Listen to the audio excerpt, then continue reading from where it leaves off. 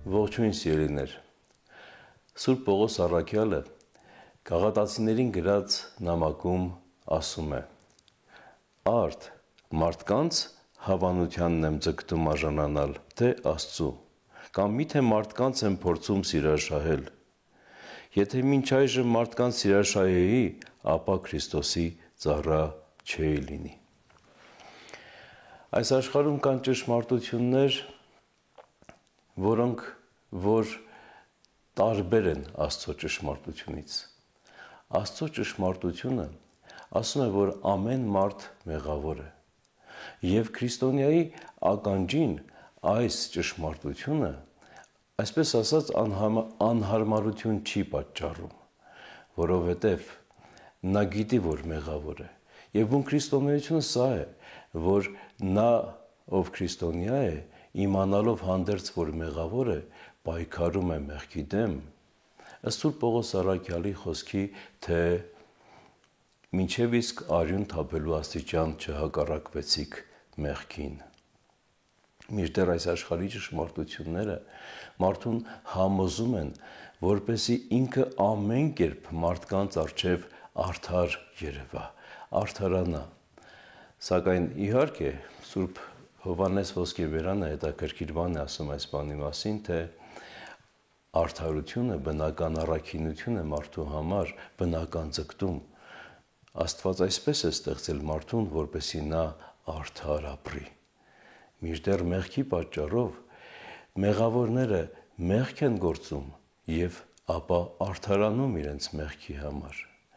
Իրենք իրենց խղճի վկայությանը չեն հետևում, առավել եւս խլացնում են այդ ճշմարտությունը իրենց աշխարհիկ ճշմարտություններով հակառակվելով Աստծո ճշմարտությանը։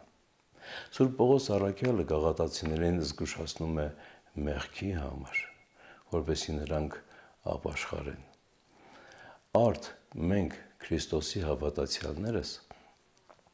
լսելով Աստծո ճշմարտությունը պետք է դարձի գանք եւ ապաշխարենք։ Չլինենք Ադամի պես, որ հակառակվեց Աստծուն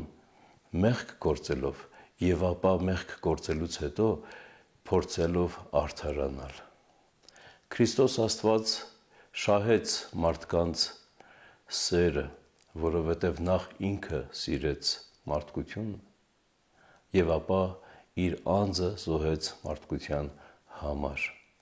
Մինչդեռ մեղավոր հրեությունը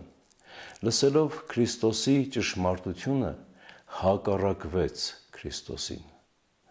եւ անարգեց նրան, ըստ Մարկոսի ավետարանի այս խոսքի. Այն քարը, որ շինարարները մերժեցին, նա անկյունակար եղավ, Տիրոջ կողմից եղավ սա